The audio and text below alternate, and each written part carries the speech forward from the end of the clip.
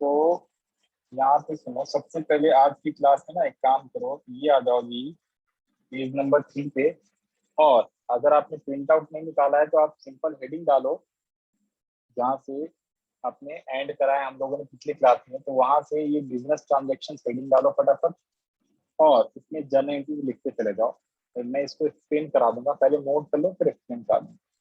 Business started with cash, first transaction है। ये format अगर बनाओगे तो अच्छी बात, नहीं बनाओगे तो भी कोई दिक्कत नहीं है, आप डायरेक्टली भी लिखते रहना। तो सबसे पहला यहाँ पे बिजनेस स्टार्टिंग विद कैश, तो यहाँ पे आप लिखो cash account debit to capital account, debit side credit side.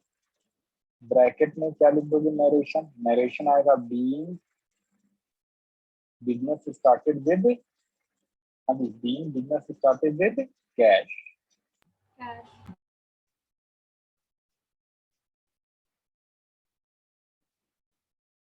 Simply being business started. Second वाला जो आएगा आपका कैश डिपॉजिट इनटू बैंक, तो इसमें लिखना है भाई हृदय, फटाफट सबसे पहले कॉपी करना है ये सारी चीजें। Bank account debit to cash account. इसमें नरेशन क्या लिखेंगे, इसमें नरेशन लिखना है बीइंग कैश डिपॉजिटेड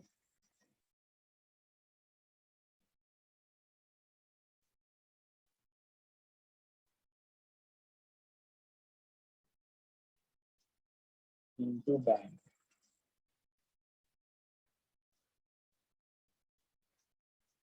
यहाँ से स्टार्ट करना है भाई हृदय बिजनेस ट्रांजेक्शन। सबसे पहला ये जरूर लिखते रहना, first business started with cash, second cash deposit into bank या open a bank account. Second आपको लिखना है cash withdrawn for office use, तो इसमें उल्टी एंट्री हो जाएगी, कैश जमा करते हैं तो बैंक टू कैश, और कैश विथड्रॉ करते हैं तो cash account debit to bank account. Bracket में नरेशन क्या लिखेंगे, बीइंग कैश विथड्रॉन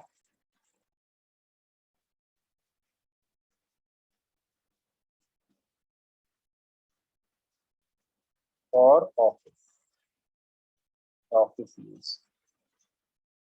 फोर्थ इसके बाद आता है cash withdrawn from bank for personal use. इसके आगे यहाँ पे जो पर्सनल यूज है ना, इसके नीचे लिखते हैं ड्रॉइंग। पर्सनल यूज को ड्रॉइंग्स बोला जाता है। इस केस में जो एंट्री होती है वो क्या होती है, ड्रॉइंग अकाउंट। सर ये वाला लिखने के बाद एक बार या फर्स्ट वाला और सेकंड वाला दिखा दीजिए। Okay, drawing account to cash account. Bracket में यहाँ पे क्या आ जाएगा, ब्रैकेट में लिखना बी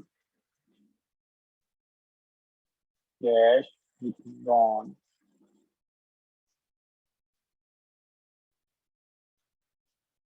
और personal use, be cash withdrawn for personal use. Debit और क्रेडिट दोनों साइड में अमाउंट आ जाएगा। फर्स्ट और सेकंड ये, फर्स्ट वाला क्या है, बिजनेस स्टार्टेड विद कैश। साथ साथ में समझा रहा हूँ, इसमें ज्यादा समझने की दिक्कत नहीं है, आसानी से आप समझ सकते हो। जब भी बिजनेस हम स्टार्ट करेंगे ना कैश के साथ, तो कैश हमारे पास आता है, कैश इंक्रीज होता है इसलिए डेबिट, और कैपिटल भी इंक्रीज होता है इसलिए उसे क्रेडिट करते हैं। तो कैपिटल जब इंक्रीज होता है तो क्रेडिट होता है, लेकिन कैश जब इंक्रीज होता है, कैश इज एसेट, तो एसेट्स इंक्रीज होता है तो उसे डेबिट किया जाता है। ये हमने रूल पढ़ा था मॉडर्न अप्रोच। और अगर रियल के ट्रेडिशनल अप्रोच के अकॉर्डिंग आप रूल लगाते हो, तो कैश अकाउंट जो होता है रियल अकाउंट है। तो रियल क्या कहता है, debit what comes in, credit what goes out.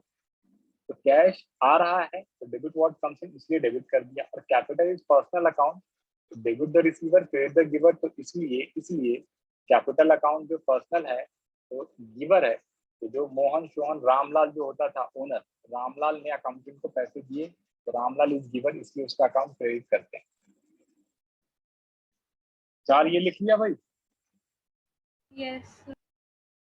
चार एंट्री ये लिख लिए, तो मैं अब इसको समझाने जा रहा हूँ, ध्यान से सुनना। चारों एंट्री लिखने के बाद एंट्री नंबर ये भी लिख लो जरा। फिफ्थ एंट्री कौन सी है? Fix assets is purchase in cash. तो फिक्स एसेट्स के लिए फिक्स एसेट्स का नाम आता है, ये देखो, fix assets account debit to cash account. अब बैंक से बाय करेगा तो बैंक अकाउंट लिखना है। कैश या बैंक कुछ भी हो सकता है, कैश भी हो सकता है या बैंक, जिससे बाय करेगा उसका नाम लिख देना है। उसके बाद ये जो सिक्स एंट्री है ये है फिक्स एसेट सेल। तो भाई जब परचेज करते हैं फिक्स एसेट को कैश या बैंक, और सेल करोगे तो क्या आ जाएगा? उल्टी entry, cash oblique bank account debit to fix assets account.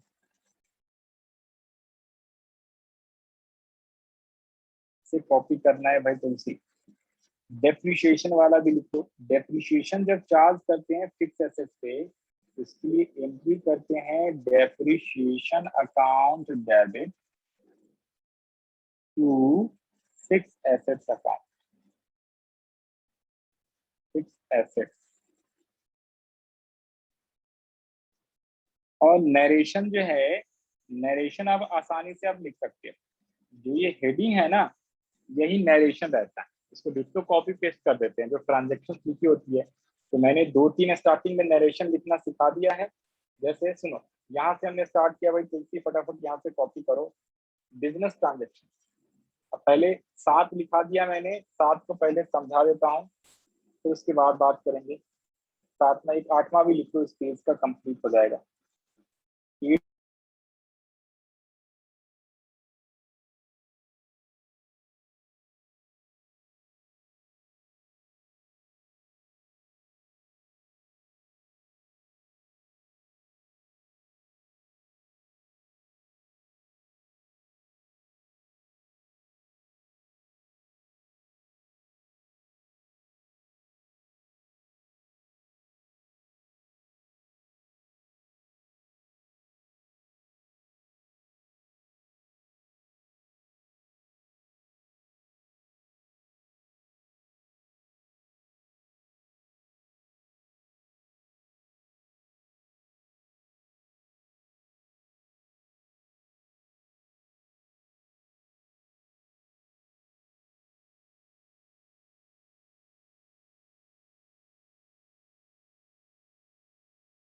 Sir 8th वाला एक बार दिखा दीजिए।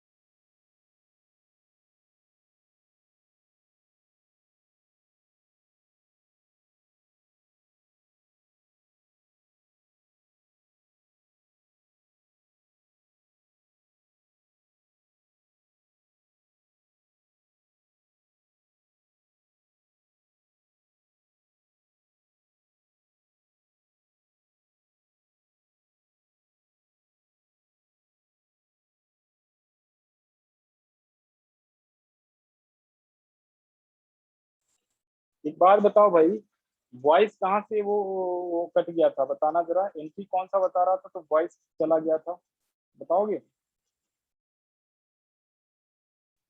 एक बार क्विकली रिवाइज करा दूं क्या? बोलो। तो ऐसे वो रिकॉर्ड में आ जाएगा, फिर आप जब रिवीजन वीडियो देखोगे यूट्यूब पे तो आपको सारी चीजें लर्न हो जाएगी। तो एक तो पिछला वाला मैंने रिकॉर्ड वीडियो फर्स्ट जो था चैप्टर 8 का, वो ऑलरेडी अपलोड कर दिया। ये सेकंड जो आज पढ़ा है इसको भी अपलोड कर दूंगा। अभी एक बार सुन लो फटाफट।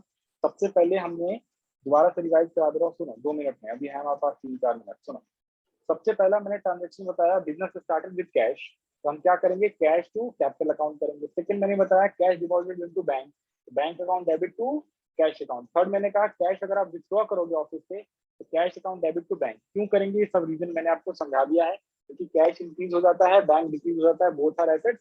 तो हम लोग मॉडर्न अप्रोच से लगाएंगे, तो asset increase debit, asset decrease को डेबिट। और ट्रेडिशनल लगाओगे तो cash account is real, real का होता है debit what comes in, cash आया तो डेबिट कर दो। और जब cash bank account is personal तो debit the receiver, credit the giver. तो इस हिसाब से हमें सोचना होता है। फिर cash withdrawn for personal use, personal use के लिए जब कैश बैंक से निकालोगे तो यहाँ पे नेम क्या आ जाएगा? Joint account debit to bank. अगर बिजनेस से कैश निकालते हैं तो drawings account debit to cash हो जाता है। फिर हमने एसेट्स, इसका 3 है, ध्यान से सुनना, इसके 3 है। फिक्स एसेट जब परचेज करोगे ना कैश या बैंक में, तो फिक्स एसेट का नियम आएगा, चाहे फर्नीचर है तो furniture account debit to cash या बैंक, और अगर आप सेल करोगे फिक्स एसेट्स को तो कैश या bank account debit to furniture, to machinery, to building या टू फिक्स एसेट्स अकाउंट। तो इसलिए मैंने फिक्स एसेट लिखा हुआ है। फिक्स एसेट तो फिक्स एसेट मत लिखना, इसकी जगह नेम आता है। इसके बाद अगर आप डेप्रिसिएशन चार्ज करोगे उस एसेट पे तो डेप्रिसिएशन एक्सपेंस होता है, और एसेट फिक्स एसेट जो है मशीनरी बिल्डिंग वो फिक्स एसेट्स है, यानी कि एसेट्स है, तो एसेट डिक्रीज हो जाएगा क्रेडिट, और डेप्रिसिएशन एक्सपेंस है तो इसलिए एक्सपेंस इंक्रीज हुआ तो डेबिट। तो एक्सपेंसेस की जगह पे क्या नाम लिख दोगे, drawings account debit to fix assets, यानी कि बिल्डिंग फर्नीचर मशीनरी जिसका भी डेप्रिसिएशन लगाओगे। फिर आते हैं 8, 9, 10, ये भी 3 एंट्री एकदम सिमिलर है क्योंकि तीनों में गुड्स आ रहा है। गुड्स का मतलब वो चीजें जिसको हम खरीदते हैं फर्दर सेल करने के लिए। तो पहले गुड्स को परचेज किया कैश में, फिर गुड्स को परचेज किया बैंक या चेक के थ्रू, और गुड्स को उधार पे परचेज किया यानी क्रेडिट में। तो कैश परचेज करोगे तो purchase account debit to cash account, जब बैंक से परचेज करोगे तो purchase account debit to bank account, और जब आप उधार पे खरीदोगे तो purchase account debit to creditors या उस पर्सन का नेम लिख देते हैं, इसलिए purchase account debit to name. उसके बाद सेम इसी की तरह सेल्स की भी 3 एंट्रीज होती हैं, goods sold for cash, goods sold for cheque या बैंक के थ्रू, और गुड्स सोल्ड ऑन क्रेडिट जिसके अंदर मैंने नेम लिख दिया मोहन। तो जब आप सेल करोगे तो सेल में कैश आता है और गुड्स वापस जाता है, तो कैश या बैंक जो भी आया तो cash account debit to sale cash के लिए, और बैंक के थ्रू सेल किया तो bank account debit to sales account, और जब उधार पे आपने बेचा तो उस पर्सन का नेम टू सेल्स अकाउंट लिख देना है।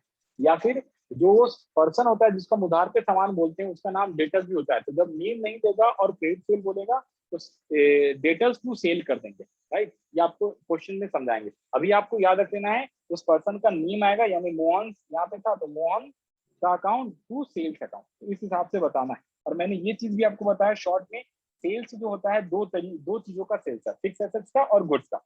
फिक्स एसेट बेचोगे या तो कैश में परचेज करोगे, फिक्स एसेट परचेज होता है दो चीजों का, फिक्स एसेट्स और गुड्स का।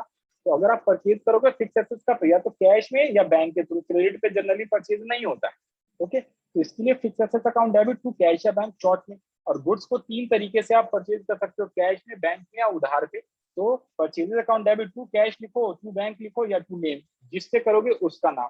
Same as it is sales होता है, तो अगर आपने सेल किया है फिक्स एसेट्स का, फिक्स एसेट्स का जब आप सेल करोगे कैश या बैंक में तो कैश या bank account debit to fix asset, और जब आप गुड्स को बेचोगे कैश में, बैंक में या उधार यानी क्रेडिट पे, तो cash account debit, bank account debit या उस पर्सन का name account debit to sales account. So simple, right और नॉट। तो ये चीजें हैं। तो मैंने अभी यहाँ पे आपको इतनी चीजें कराई, और साथ में मैंने आपको एक एग्जाम्पल भी ये वाला कराया था, कौन सा, एग्जाम्पल नंबर 1 कराया था, आई होप, ठीक है ना। एग्जाम्पल नंबर 1 कराया। मैंने क्या बोला, मैंने कहा बिजनेस स्टार्टेड विद कैश, तो पहली एंट्री लिख दी cash account debit to capital 2 lakh का, नरेशन लिख दिया being business started with cash.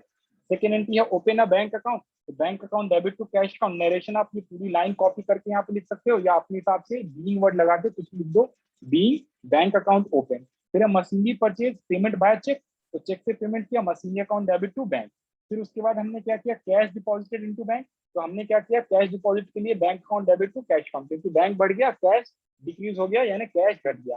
फिर है उसके बाद क्या है, withdrawal for cash from bank for office use, और withdrawal for cash for personal use, जब ऑफिस यूज किए बैंक से पैसे विथड्रॉ करे हैं तो इसकी एंट्री मैंने कर दी है cash account debit to bank office use के लिए। जब उसने बैंक से पैसे निकाले हैं पर्सनल यूज के लिए तो drawings account debit to bank 5,000 रुपए का। और जब लास्ट में डेप्रिसिएशन लगाया हमने, डेप्रिसिएशन और मशीनरी 10,000 का, तो depreciation account debit to machinery account. So simple narration अब आप लिख सकते हो। तो यहाँ तक हमने आज की क्लास में चर्चा करा। आपका ये 2 होमवर्क रहेगा, एग्जाम्पल 2, एग्जाम्पल 3। बुक के क्वेश्चन हम आज नहीं करेंगे, नेक्स्ट क्लास से करेंगे, और होमवर्क भी बुक के क्वेश्चन नेक्स्ट क्लास से दूंगा। ओके, यहाँ तक किसी को कोई डाउट है, कोई क्वेरीज है तो पूछ लो, वरना आज की क्लास हमारी यहीं पे कंप्लीट होती है। ठीक है भाई।